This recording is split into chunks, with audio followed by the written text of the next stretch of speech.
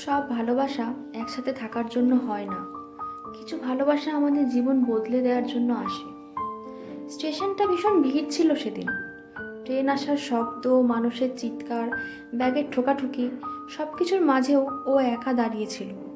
রিয়া, হাতে একটা পুরনো খামের ভেতর একটা চিঠি। চিঠিটার কাগজটা একটু হলুদ হয়ে গেছে, কিন্তু লেখাগুলো এখনো ততটাই তাজা। এটা ছিল অর্ণবের শেষ চিঠি।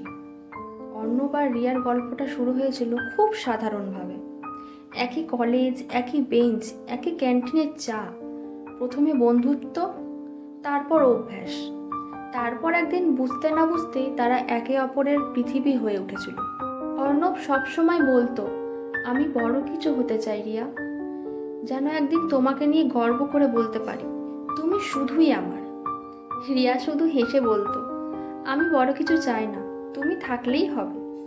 কিন্তু জীবন তো সবসময় গল্পের মতো চলে না। কলেজ শেষ হওয়ার পর অর্ণব চাকরির জন্য অন্য শহরে চলে গেল। শুরু হলো দূরত্ব। ফোনে কথা কমতে লাগলো, মেসেজের রিপ্লাই দেরিতে আসতে লাগলো। রিয়া বুঝতে পারছিল কিছু একটা বদলাচ্ছে, কিন্তু সে বিশ্বাস করত ভালোবাসা থাকলে সব ঠিক হয়ে যাবে। একদিন হঠাৎ করে অর্ণবের একটা ফোন এলো। গলার আওয়াজটা খুব ক্লান্ত লাগছিল। সে বলল, রিয়া, আমার হয়তো একটু সময় লাগবে, নিজেকে তৈরি করতে হবে, তুমি অপেক্ষা করবে? রিয়া এক মুহূর্তও না ভেবে বলেছিল, আমি তো তোমার জন্যই আছি। তারপর কেটে গেল কয়েকটা মাস। ফোন কমে গেল, কথা কমে গেল। একদিন হঠাৎ করেই সব বন্ধ হয়ে গেল। নাম্বারটা আনরিচেবল, মেসেজ সিন হচ্ছে না, কোথাও কোনো খবর নেই।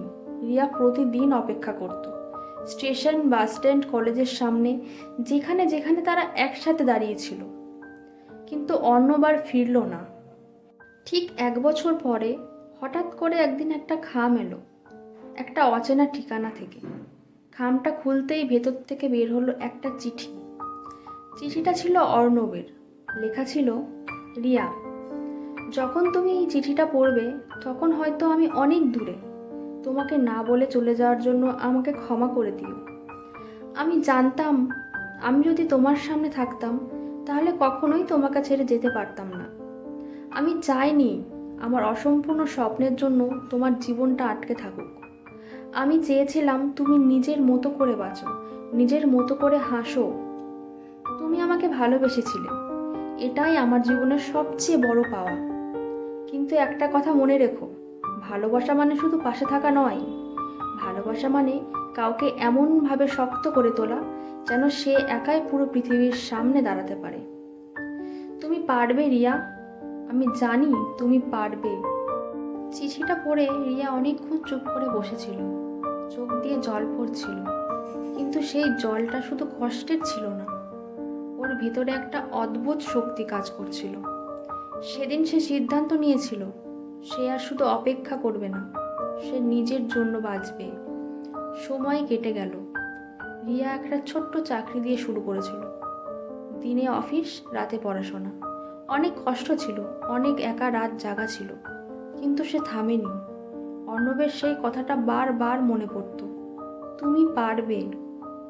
দেখতে দেখতে কয়েকটা বছর কেটে গেল। বছর দিন পরে সেই স্টেশনের সামনে আবার দাঁড়িয়েছিল রিয়া। তবে এবার সে আগের মতো ভাঙা মেয়ে নয়। সে এখন নিজের পায়ে দাঁড়ানো একজন মানুষ। নিজের স্বপ্ন, নিজের পরিচয়, সব কিছু সে নিজেই তৈরি করেছে। হাতে সেই পুরনো চিঠিটা। সে ধীরে ধীরে চিঠিটা ভাঁজ করে ব্যাগে রেখে দিল, মুখে একটা ছোট্ট হাসি। হয়তো অর্ণব আর কোনো দিন ফিরবে না, কিন্তু তার ভালোবাসা রিয়াকে হারায়নি, বরং সেই ভালোবাসাই তাকে শক্ত করেছে। আমাদের জীবনে কিছু মানুষ আসে থাকার জন্য নয়, শিখিয়ে যাওয়ার জন্য। কিছু ভালোবাসা পূর্ণতা পায় না, কিন্তু সেই অসম্পূর্ণতায় আমাদের সম্পূর্ণ মানুষ বানিয়ে দিয়ে যায়। তাই যদি কোনোদিন তোমার জীবনে কেউ এসে আবার চলে যায়, তাহলে ভেঙে পড়ো না। মনে রেখো, সে তোমাকে ভাঙতে আসেনি, সে তোমাকে শক্ত করে দিয়ে গেছে। কারণ সত্যিকারের ভালোবাসা কখনো শেষ হয় না, সে শুধু রূপ বদলে আমাদের জীবনের শক্তি হয়ে থাকে। বন্ধুরা, আমার গল্প যদি তোমাদের ভালো লেগে থাকে তাহলে লাইক, কমেন্ট ও সাবস্ক্রাইব করে দিও, পারলে শেয়ারও করে দিও। আর এরকম গল্প যদি তোমরা আরও পেতে চাও, আরও শুনতে চাও, তাহলে একটা কমেন্ট করে জানিও।